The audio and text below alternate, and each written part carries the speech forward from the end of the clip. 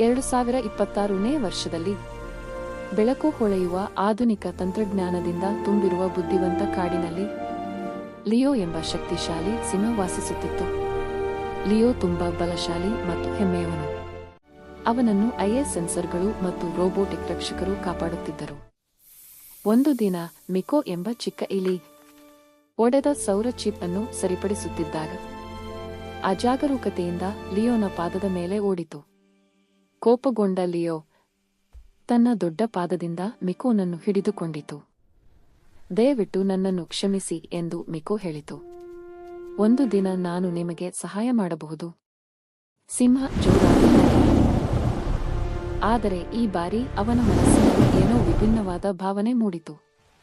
ಹೆಮ್ಮೆಗಿಂತ ದಯೆಯನ್ನು ಆಯ್ಕೆ ಮಾಡಿಕೊಂಡ ಲಿಯೋ ಇಲಿಯನ್ನು ಬಿಡಿತು. ಕೆಲವು ದಿನಗಳ ನಂತರ ಡಿಜಿಟಲ್ ಬಲೆಗಳು ಮತ್ತು ಡ್ರೋನ್ಗಳನ್ನು ಬಳಸಿಕೊಂಡ ಬೇಟೆಗಾರರು ಕಾಡಿಗೆ ಬಂದರು. ಲಿಯೋ ಬಲೆಗೆ ಸಿಕ್ಕಿಹಾಕಿಕೊಂಡಿತು. ಅವನ ಶಕ್ತಿಯು ಕೆಲಸ ಮಾಡಲಿಲ್ಲ.